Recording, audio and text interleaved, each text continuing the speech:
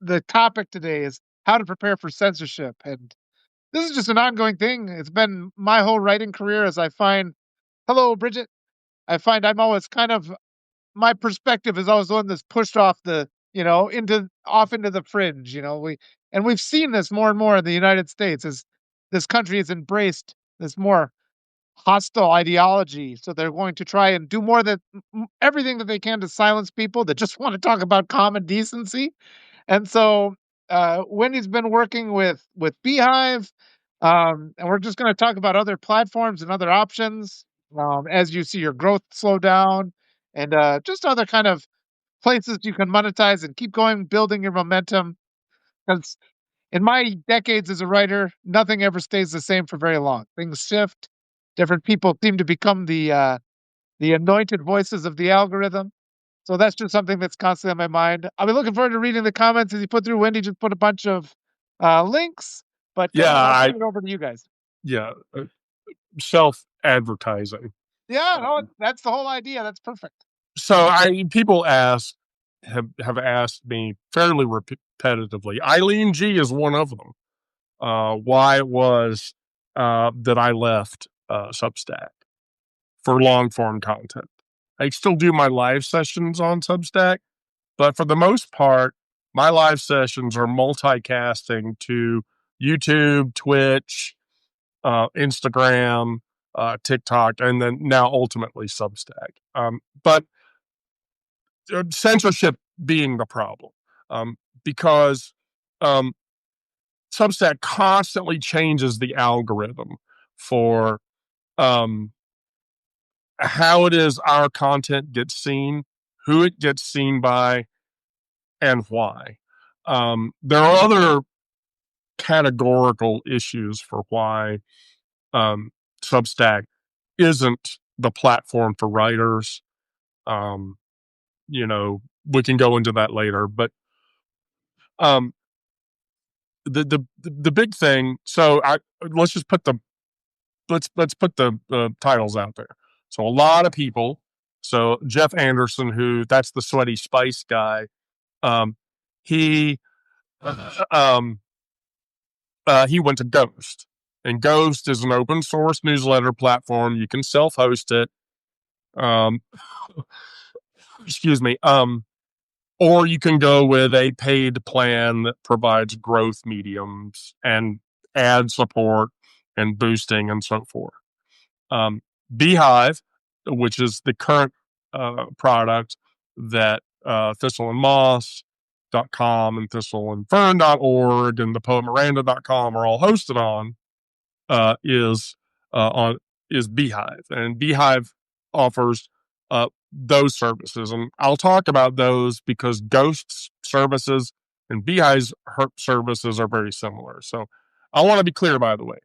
I had a family member for my birthday back in August basically cough up a very large sum of money to provide me an enterprise license with Beehive, which basically means I host 10 publications. So Sarah runs Thistle and Fern. The Poet Miranda is also run under my 10 publication window. And I have other publications that I'm hosting. Now, here's the deal. Beehive's methodology is to practice segregation. So Sarah's publication gets her own stripe, gets her own users, gets her own interaction. Literally, it's a seat in my allotment of 10 publications, but it behaves entirely independently of anything else that I have any control over. So basically, it's just a workspace of 10 independent publications. So I'm able to, for that cost allotment, by the way, just going to clarify, to host 10 publications that, again, behave independently of themselves, literally only costs me $120 a month. Oh, okay. Now, what would it cost for just an independent person to start up on Beehive? If that's about $26 to $48 a month, depending on how many users you have. So okay. I've already had a conversation with Jeff T, because we all know who Jeff T is. For him to go to Beehive would literally be about $260 a month, Okay. which per month over a year's time is less than the 10% that Substack takes from you Okay. on top of what Stripe takes from you. Okay. Hmm. So you have to remember, for Substack takes 10% of your earnings for itself. Yes. Yes. So it's heavy hitters like Midas and JoJo and Parnas and all of those other people with hundreds of thousands of subs that are paying subs. That's what's keeping Substack afloat, is because they take 10%. In the case of Beehive or even Ghost, that 10% doesn't exist. So the only cost degradation that I take is for Stripe's 3% charges. Okay. Would Are there any limits how many emails you can send out? I know that because Yeah. okay, go ahead to that. So that's the big deal. So you're limited to 2 every 24 hours. Okay. So the versus Ghost, I think it's 2 or 3. It may be 3. Um, but here's the thing, and I don't know why Substack hasn't befallen this yet or not. Um, when you go over the 2 or 3 mark, you're getting into spam range. So spam houses, so Spam House and Backscatter and those kinds of companies, they're going to build up a reputation if you're sending out 5 emails a day unilaterally across all of your users. Because remember, you're sending an email. That's an email that a user can report as spam. And if enough people do it, you'll get blocked. Mm-hmm. Mm-hmm. Um, so So in Beehive's case, yeah, you're limited to 2 email broadcasts per day and then infinite number of web. You can do however many web posts you want to do it in it. Oh, okay. So they've got some kind of thing set up there.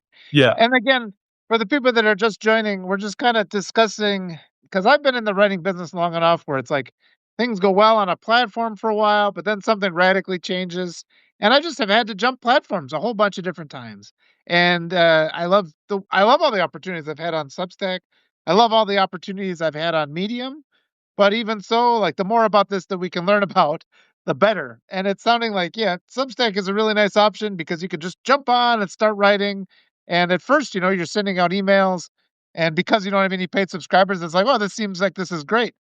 But as you get bigger, or maybe as your growth is maybe seems to slow down for reasons that you don't understand, Right. it's kind of becomes there comes a point, especially now because we've got just this whole writing mechanism that we have right now, there's just pressure. And whether it's you're facing direct criticism or censorship, where people are directly telling you have to stop saying what you're saying, that's one thing. But another thing is you just find that your reach is taken away, where your just work is no longer being seen. And even though nobody's telling you not to write it anymore, you're just not being seen. And a lot of writers just instantly default to imposter syndrome. I mean, writers are just sensitive souls where they're inclined to think that every time they lose a subscriber, oh, it's something that I said, you know? The reality is there are a lot of forces out there that are taking your viewers or your readers away from you. There's a lot of forces out there that are suppressing your work. It's not Right. you, it's them. And Right. and so that's why it's important to know, and it's great to have Wendy and Sarah on here today to tell us a little bit about some alternatives, especially if things are just not working for you anymore here on Substack. Well, so Substack has an algorithm problem. And the algorithm problem is this. They change the algorithm every 4 or 5 months. So 4 or 5 months ago, the algorithm was number of notes that you posted versus number of hearts you received in a live versus the amount of long form content that you posted versus how many people read it. Now it's how many lives you do in a week. So if you do like 10 lives in a week, that makes you popular Oh, versus, yeah, versus the number of notes that you post versus it's now no longer about long form content. And so from a larger perspective, Substack has turned into a social media experience. Um, and so um, Substack half measures that. Their social media tools just feel like somebody who was trained on Twitter and understands Twitter or Facebook social media directives. But the algorithm problem goes even further than that. There are numerous Substack people who I would describe as progressive individuals. JoJo from Jers is one of them, the Midas Brothers, etc. So about 9 months ago, um, the algorithm started suggesting Nazi newsletters to people who were progressively minded individuals. Uh, I personally received suggestions from Curtis Yarvin's Gray Matter Substack. Now, Curtis Yarvin is the most racist piece of shit ever. And he is like tech bro neocon defined. And I received a notification to read his Substack for a post he made. I don't want to read that. And so it became glaringly obvious that Substack was entirely focused on free speech, and that if you block people out, you can curate your Substack so that you avoid these other spaces, but that Substack was going to allow literally anybody to write on their platform. On top of that, moderation. There's literally no moderation. The only moderation that exists on Substacks is if you impersonate somebody or you're blatantly spamming. But if somebody goes into your comments and starts, abusing you and using slurs, I'm a trans person. I've been called every T slur you can imagine on Substack by people that are like, you're not really a woman. You'll never really be a woman. Go kill yourself. There's no methodology on Substack to report that holds that user accountable for saying those words. And what you're saying is it's such a part of a bigger problem in our whole society. First of all, I'm sorry you have to endure that. Everybody knows how hateful our society is now, and how a lot of that hate has been pushed up by the results of the last election. But I mean that's stuff that has to be addressed, and it's just ongoing that we don't have control over the media that we consume a lot of the times. I was talking about this with Ben Ulancy the other day, how you can't go on to your streaming services and say, look, I just don't want to see anything that has this actor who went on this racist tirade or whatever. I just don't want to see anything from this actor ever again. You can't screen that out on your settings on streaming services. We can't set things on our like the news that we take in. It's impossible to go through and screen that, where it's like, I just don't want to hear about what happens to the Kardashians, for example. I just don't want to hear it. We have all this stuff that's, oh no, I lost them. Hold on a second. I'll go back. They'll be back in a second, I'm sure. Sorry for that brief loss of our guest, but I'm sure they'll be right back. We know what the internet is, and the suspicious part of me always wants to think that the tech bros are at us again. You guys, speaking of censorship, you guys, yeah. Speaking of censorship, they're censoring us right now. you know, and it's like one of those things where you sit and laugh at it, but you mention a product, and the next thing you know, you're looking at the TV and there's 10 ads for that product. So, are you guys still there? Looks like you might be frozen. Are we good? Oh, are we having a bad one thing after another? Are you still with us there, Wendy? We'll see how this works out. I apologize for the delays, but I'm going to keep looking over at the comments here.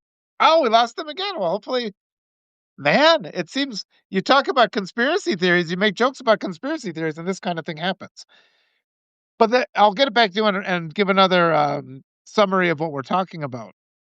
Every place I've always gone as a writer, things have always changed. The algorithm always changed. It works great for a couple months, and then things change again. This isn't done maliciously, and it's always been part of the job description to just keep ahead of the trends, make sure that you understand from month to month what's being promoted.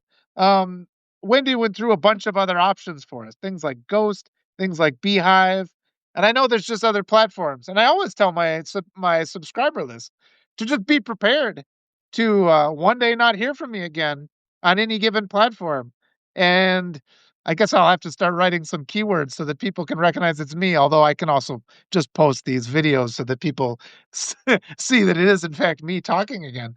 But we do have to, from time to time, be careful and be ready to jump platforms from places to go from different places just because we just don't know what we're going to be up against in the next year. And we're seeing more and more of these transgressions, against our right to express ourselves freely and openly. Even today, what's really unfortunate too is the extent to which people just come at you, um, even if it's just a minor disagreement. You get so many people who come at you, and I, d- I think we're programmed largely. People that should be allies end up getting into battles. An example comes today. She says still here, but I've got the waiting. Hold on a second. Let me see if I can get her to come back on.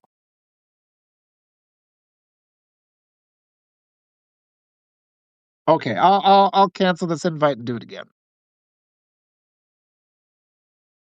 Yeah, I was saying though, even today, I was just having a conversation. I wrote my article today about James Carville's comments. The internet goblins are. Okay, let me Yeah. just tell that quick story I was saying. It's like people. I was just talking about how we're in this society where people are conditioned to become combative with each other, and I wrote my article this morning about James Carville and how he was very critical of Jasmine Crockett. I didn't think his comments were appropriate, I'm and still somebody having was a saying, technical issue. Hold on. "Okay, I'll just continue what I'm Yeah, saying." yeah, yeah. Just re-invite me really quick. Okay, that's one thing after another today. So I wrote this article and I said, James Carville shouldn't be attacking Jasmine Crockett. And so then I get a response from somebody who says, you shouldn't be criticizing other Democrats. And I said, yes, that's what I'm saying. It started with Carville attacking Jasmine Crockett. I'm telling him not to attack other Democrats.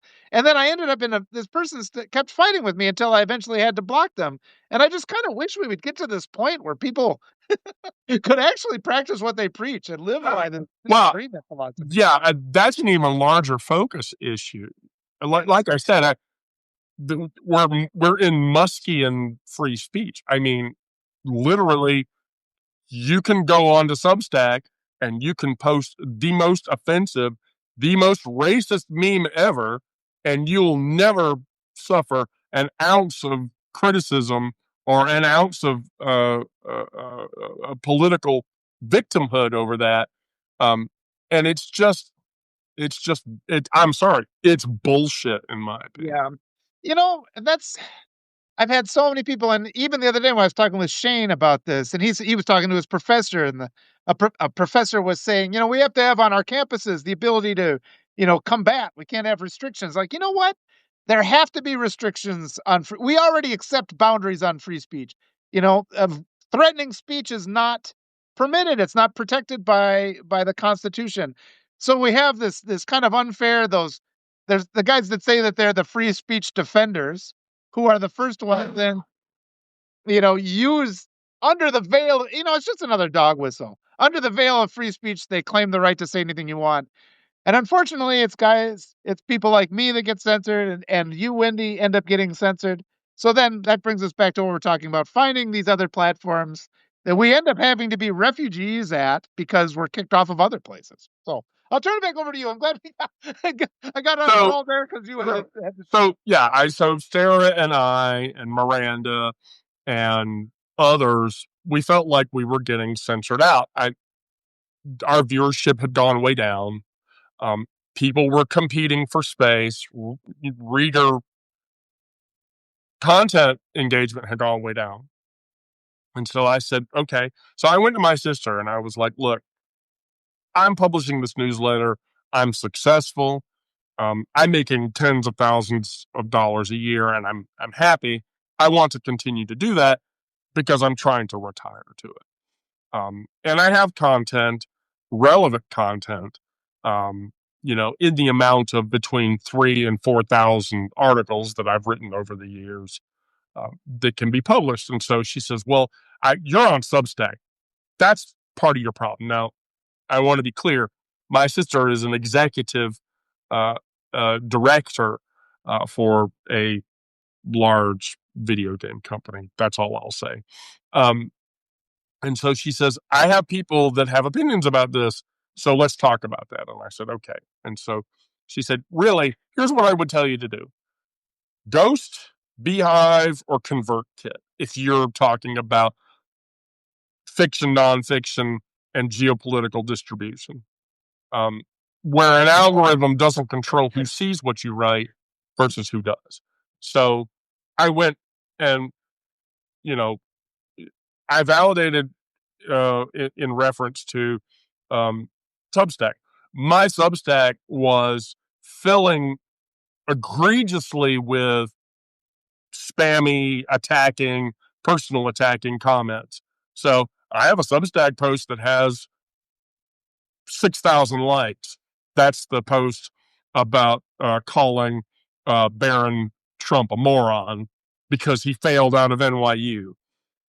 And I guarantee you, a third of the comments that are on that post are comments that got reported because they're racist, or you don't know what the fuck you're talking about, or you're not really a woman, you'll never really be a woman, you need to kill yourself. I can't tell you the number of times I've had users tell me I just need to kill myself and be done with it. Well, those comments got reported on those posts. Well, all that does is send the report to me, and then I moderate it. But from but from the larger aspect as a whole, so that means that social shares go into single digit engagement.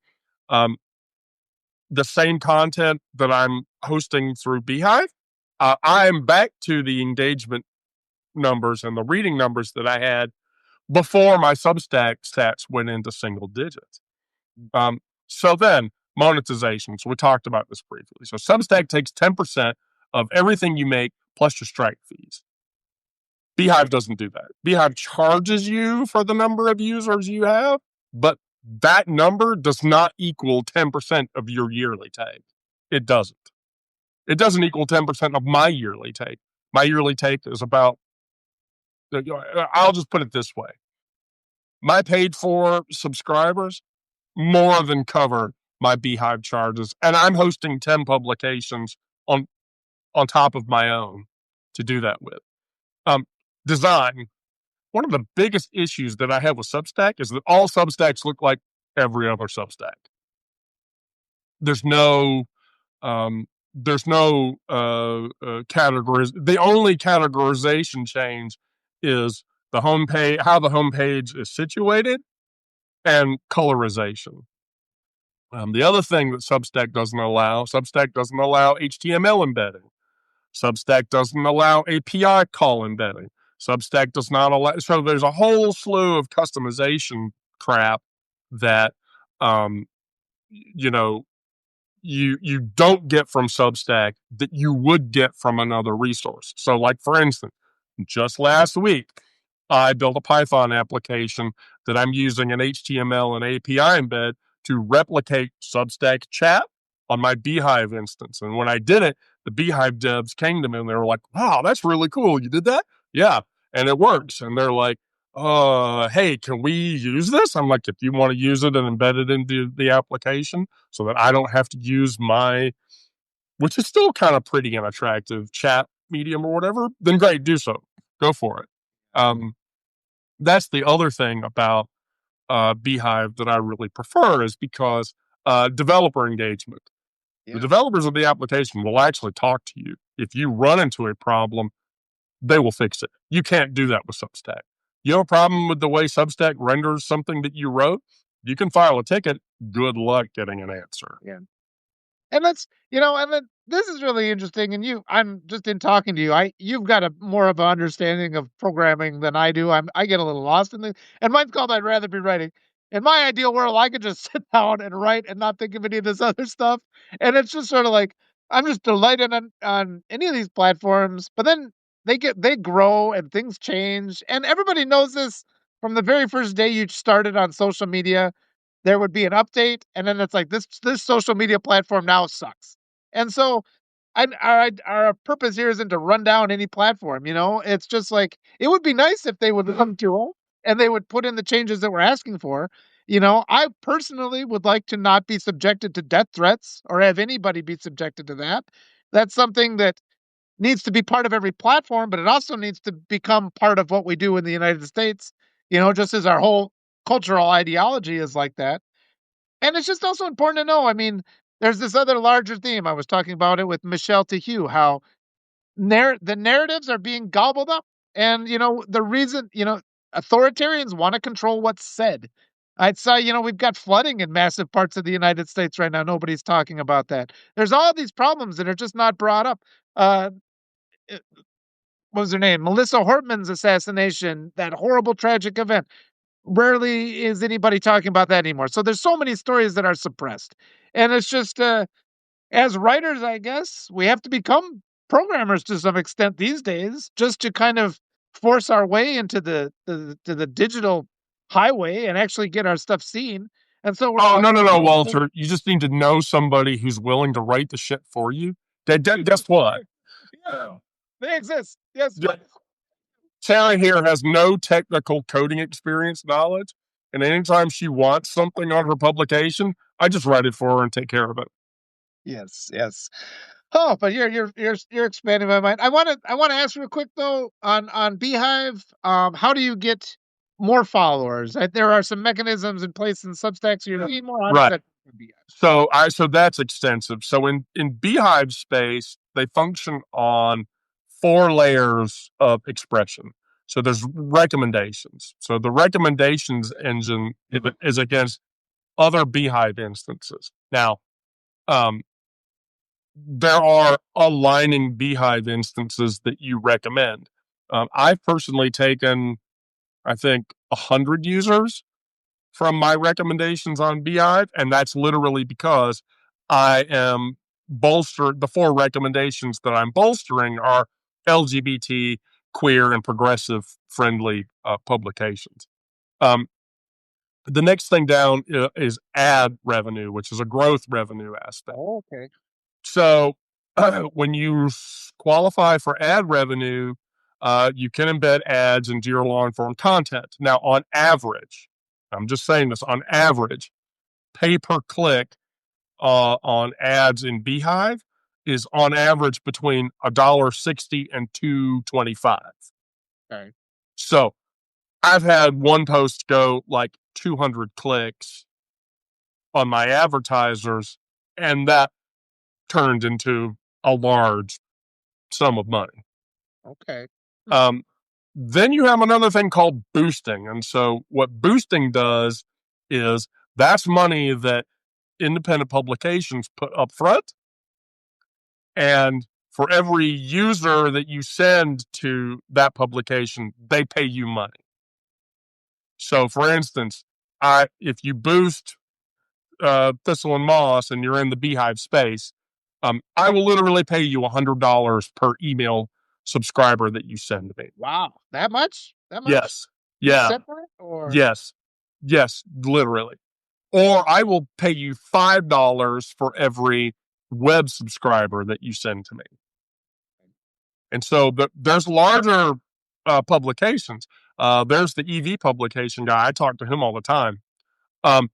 He literally makes between 200 and 300,000 a year, publishes 2 newsletters a day at max, and then runs advertisements and then boosts other publications. What kind of advertisements does it run? Can you approve the? I've had advertisements for Proton email. I've had advertisements for the rundown. I've had, you know what? I let me go and look at my current advertisement. You can customize that too. Yeah, yeah, Yeah. yeah. You could completely customize which ads you run versus which ads you don't. So here's my ad offering. You're blowing my mind again. This has got me. So, because it almost sounds like because you said you have the option to run publications, so it sounds like there's an option where I could stop being like trying to pretend I'm a programmer and just kind of like be like, okay, I'll be a writer for this person. Yes, exactly. Yeah. So this week's, or actually this week's advertisement. So I have 1440 Media, the Daily Update, Money.com, and BetterHelp, which oh, fuck yeah, I'm going to advertise BetterHelp. Yeah, because I'm all about um, mental health for everybody.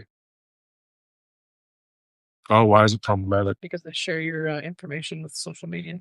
Oh, well, I mean, fuck them. You know, Morning Brew. So I literally, and so I would say on average, the ad model pay per click on all of those is at the bottom $1.30 per click versus $1.68 upwardly on the other end of the click medium. My ad revenue for the month right now, for this month right now, is $78. Okay. So, and So that's without me trying a whole lot. okay. Well, I've got another question then. So, hey, would it make sense to just start up a platform on Beehive? Because I've done this in the past too, where things are going good. I started on Substack. Things were going really good for me on Medium. And I'm just like, well, this isn't going to last forever. So I just started up an account on Substack and I'm just like, okay. And for a year, it just kind of sat there not doing much. I'd publish a couple things, slowly building up the list. Um, I didn't import a list to Substack and then it grew. Would you not import a list into Beehive? Could you do the same thing there? Oh no, but I see that's what I did. I did a total parallel. So I stood up my Beehive instance along with my Substack instance. I paused my paid subscriptions, migrated all of my paid users to my Beehive instance, and then migrated all 5,026 of my free subs to my Beehive. By the way, that literally took 2 hours. Okay. Now, I then migrated all 17,000 or 1,794 of my articles Uh huh. Okay. to my Beehive instance. And that took 2 hours.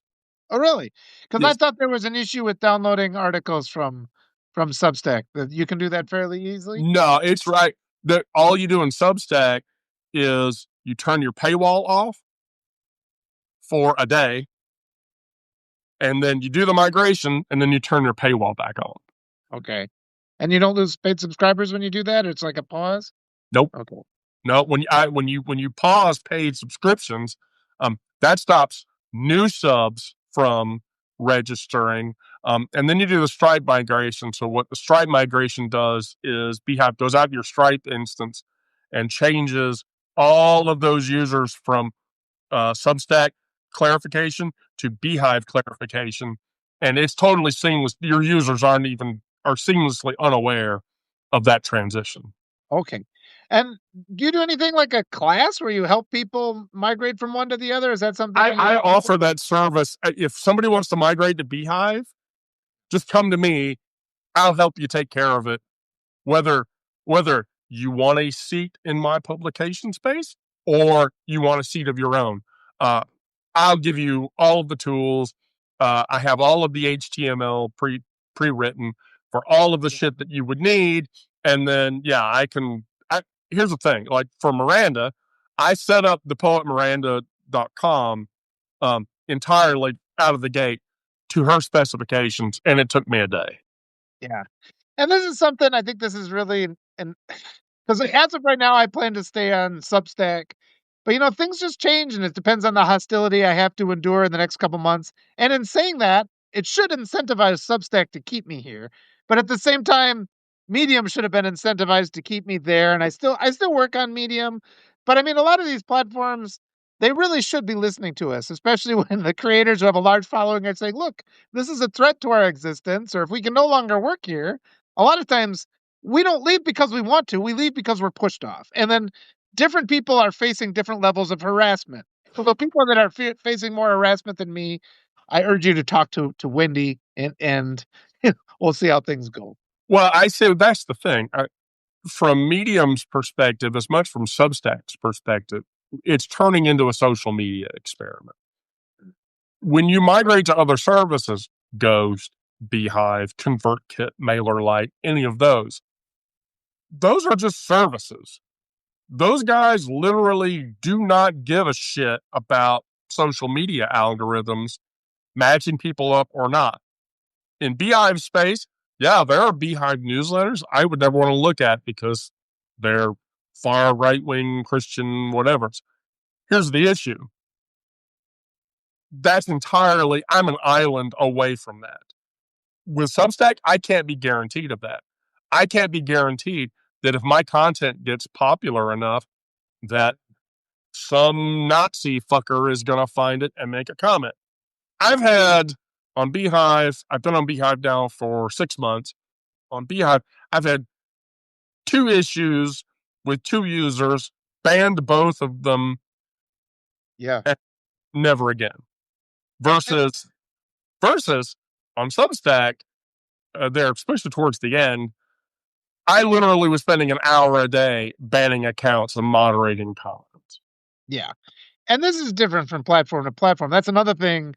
This is always an important topic because there's some platforms my work has appeared on where I would post something and get 1,000 just, death threats instantly. Like, Yes. and it's like these platforms, and it's like we live in a society where this hasn't really entered our political discussion yet, except in the terms of these radical right-wing people who try to use free speech as a justification for their right to spread hate rhetoric, which it is not. So we've got many, many levels here we're working with. We have the whole ideological perspective of our nation, and then we've got all these individual platforms that are just trying to make things work. They're all different too. I mean, Medium is different than Substack. I've done a little bit on Beehive. I've seen your content there, so I haven't seen so much. But all these different platforms compared to like the various comment threads you see in news outlets, So we're always seeing these different kinds of openness to allowing these hate profile and the bot profiles to come in there. Um I found in my experience, Medium had been one of the best ones where they were very quick to shut down cloned accounts. I had a problem with a cloned account here on Substack last week. So that's an issue. Are you seeing things like that on Beehive too, or? No, that's non-existent. And here's the deal. The reason for that is free subscriptions to Beehive don't give you enough power to actually spread virally across the entire medium. You'd actually have to, like, for instance, you don't get access to the ads or boosting network until you become a paid subscriber to the service. Because, and I've talked to the CEO of Beehive before, Tyler. He's an approachable guy and talk to him. From their perspective, it's a product. Okay. So they don't give a shit about an algorithm because their revenue is guaranteed against the stuff that you're writing. And the amount of overhead that they provide you, I mean, they literally provide you with enough infrastructure to actually make money writing. Versus Substack, that's a free account. You set up paid subs, Substack takes 10%, and then you're at the beck and call of whatever their algorithm is. And so, choice is clear. Do you stay comfortable with inadequate tools and algorithms that could put you into spaces where you would have to deal with people that would attack you or cause problems with you, or embrace infrastructure that was built specifically from a creator perspective and they understand media ecosystems and give you the tools to actually do it with? I mean, even if it's technical overhead, you just find somebody who's willing enough to sit down with you. I'm willing enough to sit down with anybody to help them migrate. Let me get it basic again. So let's say you're like, okay, I'm going to start on Beehive. You're saying you can do just a free, you can just jump on and start a free, just to kind of like learn the ropes before you have to commit to any kind of a membership. Yeah. So you start a launch account. Your launch account gives you a custom website, custom newsletter, campaign analytics, unlimited email sends. Initially, Okay. you get the recommendation network. You get deliverability. You can have custom domains, link in bio. and you get limited access to the website designer. Up from that, you go for 1,000 users. Let's just price this out. So how many users do you have, Walter? It's like 11,000, 12,000, something like that. All right, so we'll say 25,000 subs at the top. That's going to cost you 140 a month.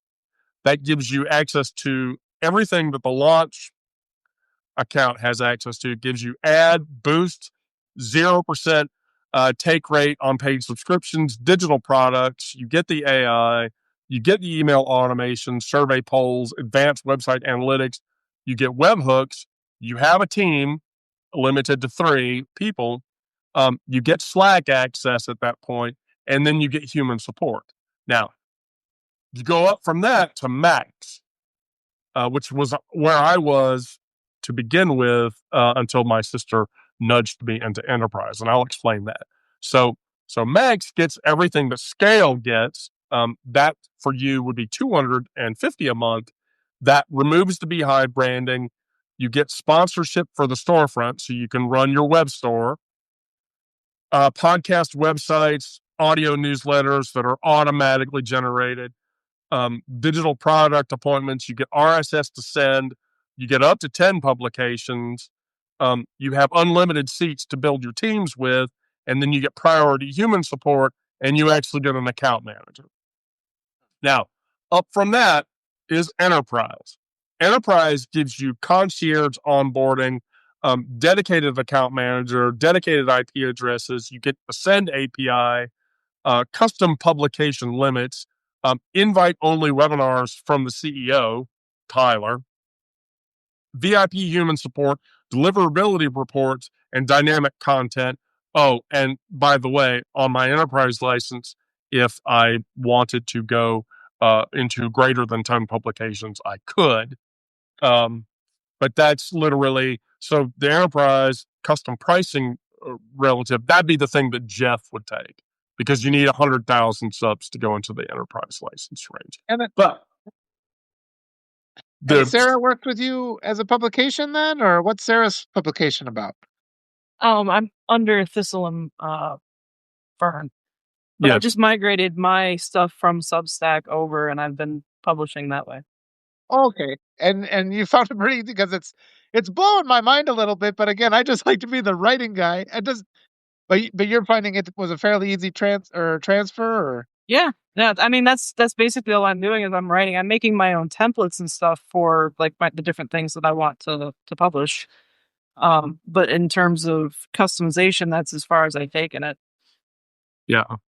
it's great you shared it there too. Wonderful. I'm glad that that's on there. But oh man, it's funny because in the first days when I started writing, and it's like I was frustrated because you couldn't just write the article anymore, and you had to learn the HTML code to like put it up, and it's just getting more and more complicated where it's like programming.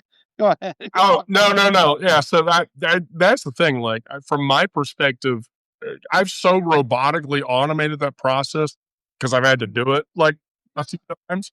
Um, Setting up that instance is very easy, and then after that, you just go into the dashboard and you hit the start writing button. You pick your theme, and Oh no, we lost that. Oh, you glitched for a second, but you're back now, so that's good. yeah. But But yeah, just setting up an external service. I mean, Jeff Anderson did it for Ghost, and I asked him, I'm like, "How was that transition? How did that work for you, or whatever?" And he was like, "I mean, it wasn't horrible. I mean, I had this problem and that problem, but it was relatively easy to iron out because the devs who developed Ghost.org, you can approach those guys and ask questions. Again, from Substack's perspective, getting support from Substack is nigh impossible. yeah. It's a lot has been said. I was talking with Justin Cox of the Writing Cooperative, and he emphasizes it's really, really important to have copies of all your writing in a place that you control, especially now, especially because let's just not sugarcoat it. We're in this era of censorship. It's entirely possible, a couple people could hit buttons and delete everything I've ever written that's on the internet. That exists right now. And so I've got my own copies, on my own various hard drives. I'm kind of I like leave these hard drives, all like external hard drives, are stored all over the world. It's going to be like a quest to find all of Walter's hard drives once I'm gone, but they are all out there and existing. And it's just people just have to know. I mean, people have come to Substack because they're frustrated with the control that oligarchs already have on our media, right? And people have already come and they've been using Substack like, I need an alternative viewpoint. And so but talking to you, I mean, the technical aspect of it does kind of intimidate me a little bit. But at the other side, it's one of those things where it's like the first time you hear about it in the course of an hour-long discussion, it seems like it's a lot. So the main thing we're trying to convey right now here is that there are other options, especially if you're finding you're struggling. Because I always see every platform I've always been on, people say, "Oh, the algorithm changed. Now nobody sees my work." Every single platform, that always, sooner or later, that's going to be something people say. And so I appreciate, Wendy, that you're here to offer for people that are really like, look, I'm at the end of my rope. I need some help, and they can approach you. So it's wonderful that you're offering that resource. So my friend Joseph is the guy that runs 404 Media, just as an exemplification, and he's got about 300,000 subs, I think. That's run entirely on Ghost's product. Okay. And so Joe and I talk because I have information about a specific subject that he's writing, which is a company called Flock Safety, for which I have previously worked. So I have very intimate knowledge. So whenever they run a Flock Safety article, Joe Cox always just calls me up. Hey, we're writing this. Can you verify this? Yeah, I can verify that. So a successful publication can indeed run outside of Substack and be successful. I keep trying to find a model in my brain to put it just to kind of help people. And so, like, when I started out, it was you'd write an article, you'd type a story out on a typewriter, ka-ching, ka-ching, ka-ching, and then you'd put it into an envelope and you'd mail it to a magazine, and then hopefully that magazine would pay you, right? So I've often lamented that doesn't exist anymore. But we are transferring, and we are transforming into this digital world where are all these possibilities. So it sounds like to me what you're conveying is that you and other creators on Beehive have created this kind of digital sphere where, it's possible to monetize your work in ways that, people like me that have just, dinosaurs like me can barely even think about. So it's encouraging, because I know there's so many writers that I know I'd like to support more. Zuri Stevens comes to mind, where she gets harassed a lot with her writing. Brilliant, and she's a Black writer. She's brilliant. She's compassionate, and so she, unfortunately, is the type of person that's targeted by these right-wing extremists that nobody ever seems to push back against. So we have to constantly look for safe havens. And I know, Wendy, that you are definitely a person who offers that. So again, I appreciate that. Oh no, I'm a mother to 3 kids. I will eternally provide my mom energy free of charge. Yeah. Huh. This is a lot to. Honestly, it's got. Somebody says, try being a political cartoonist. Not worrying about censorship, but AI ripping off my art.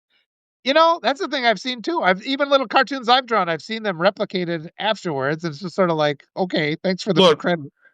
I'm going to quote a very famous engineer, and I'm going to say this: can I get an advertisement that doesn't have AI in it, please? Yeah. Oh, Doctor's not out there. Oh no, this is kind of blown my mind, this conversation, because it is always exciting. And like we said, people are awakening to this reality that so much of our information is censored and so much of our information is sanitized. And it's just so hard to find those little places where, people are willing to create communities. How do you feel the community building is on Beehive? One of the great things, like the silver lining of 2025, has been finding the Substack community. They've been wonderful to me. Yes, there's always some bad actors. And I also know that, I'm not going to be targeted the same way other people are. So it's just like, other people have to leave this platform. Sometimes it's just the way it is. It's the same when I talk with Elizabeth Silic LaRue. She's been helping people leave the United States because some people are just so much at the front lines of aggression right now. It's like, look, for their own safety, other people can stay and fight. Other people have to leave. That's just the way things are right now. But Right. what do you think about community building on Community building, that's the thing. That goes back to just building that community yourself. You don't have an algorithm. So, yeah, I mean, here's the thing that I love about Beehive. Beehive automates all of my Blue Sky posts, all of my Instagram posts, Oh, all good. of my Threads posts, and all of my uh, other relevant social media posts. Um, and then, yeah, Reddit, that gets automated too, actually. So, when I write an article, I get a generation for description of the article or whatever. And then I'm just dumping that into whatever bucket. And so my Blue Sky, for instance, my Blue Sky engagement, I'm now up to almost 10,000 followers on Blue Sky after moving to Beehive. Okay. And it Because does that automatically when you publish, or you have to do them all separately? no, I mean, they're like 2 buttons, go. Okay. Click each time. Yeah, 2 buttons, click, go. And so my Threads account has, I think, 8,000 followers. My Instagram account has 2,000 followers. But those social media engagements have increased moving to Beehive because Beehive forces me to click 2 extra buttons for every social media platform that I want to hit. But that means that people are engaging my content and they're reading my content. As of now, Beehive doesn't have a live streaming type option, or No, actually, they don't. And so that's one of the reasons why I multi stream to YouTube, Instagram, TikTok, Substack, and then what's the other one? Twitch. Yeah, Twitch. So I hit 5 live streams every time I live stream, which is going to happen in 6 minutes for Trauma Talk Monday. Yeah, that's my normal Monday kick is we do Trauma Talk. where can people find that? That can be found here on Substack? Yeah, I'll be going live on Substack for that. And by the way, today's trauma topic, just in case anybody is curious, is ER Flynn, send me a DM and I'll explain it to you and I'll give you all the numbers. Yep. But there is a free option she could get started with. Yeah, there's a free option, but ER Flynn, send me a message and we can talk about it. I'll lead you in. But yeah, today's trauma talk is all about withheld love. Yeah. Miranda, since she's Yeah, that's a hard one. That is a Oh, she isn't going to do when it. that is used as a way to Well, I can work still people. Get it figured out. Yeah. Well, I thought what? Okay. Well, no, that means I'm going to do withheld love. We should start wrapping up though, but because you left your other obligation. It's been a delight, and it's been too long since I've seen you, and thank you for coming on, Sarah, too, and providing your insight as well. That's been really helpful. Um, as always, it's like I've been writing long enough where I just never get frustrated anymore if I sense an algorithm is no longer working for me, because it just has happened to me too many times. That's just the nature of the beast. Um, and then I've always been telling every creative this year, this is a hard year for creatives. We are facing headwinds, people that are, expressing compassion or just rational thinking. It's going to be a hard year for us. It has been. It's going to be a hard year next year too. And so reach out for help. It's important to not get down on yourself and think that if you're not seeing the growth that you used to see, that all of a sudden there's something wrong with you. That's not the case. Writers tend to be sensitive people, and they always assume they did something wrong when they lose a subscriber. Sometimes that's not the case at all. A lot of times there's stuff behind the curtain that's being done. Yeah. I have another friend, the Together Foundation. He works in programming. I should talk to him some more too, just to see what these other opportunities are. Wendy, thank you for offering to guide us and things like this, and for the mother energy is welcome. I need it so much, and you save lives by doing that, so that's so important. And we just have to be aware, and hopefully the people at Substack will hear us and they'll help expand this platform and make it so we don't have to endure the harassment we sometimes get, where That's compassion right. ideas are the ones that are at the top rather than at the bottom of the feed. We'll keep going. Any last words, Wendy, before you go on to your other talk? Or Sarah? I just want all of the readers and watchers to be aware there are solutions to the problem. Again, if you're like me and were a harassed writer, or you're not getting engagement or whatever, there are solutions to the problem. You seek out the people that know those solutions and you talk to those people about it, and then you can achieve the result. But from my perspective, that I want to be clear, it's not about the money making. It's not about the engagement. It's not about the community. For me personally, it's about the writing. I write shit and I want people to read it. I write queer fiction most nights of the week about a sanctuary bar that involves a bunch of people. And I love my characters and I want people to read about my characters, which is, I think, the same for anybody that's a writer of fiction. They just want them to read it. That's the most important thing for me is people to read, you know? So yeah, I was going to say, so many writers give up, but you keep forgetting. It's like oligarch-owned publications are not going to publish works of compassion. They just aren't. We don't see Hollywood movies about how great it would be to be in a society where everybody had free education and universal health care. They suppress that kind of story. And if we want to talk about those type of things, we have to have our own platform. I mean, I hate to say this, but I just want to point out that one of the, and Walter, you may disagree with me when I say this, one of the greatest science fiction authors of all time, Philip K. Dick, in his final years was working in a McDonald's. Yeah. Oh, he was still publishing books, because from his perspective, writing the story was more important than how much money it made him. Yeah. And I agree with you. He was excellent, but oh God, yeah. More movies have been made from Philip K. Dick novels than virtually any other novelist, I think, from a science fiction perspective. Yeah. Well, we're about to go down a rabbit hole, and I know you've got another appointment here, so we'll let it go. And Sarah, thanks so much for being here. Thanks so much for being here, Wendy, and to all the wonderful viewers. Any last thoughts? Just loved everybody. Yep, loved everybody. Loved everybody. You'll keep reading. Replay. Make sure you get out and contact Wendy if you need some some assistance. She'd be glad to provide it. All right. So thank you, everybody. Happy to. Yep. Bye-bye. Yeah, bye.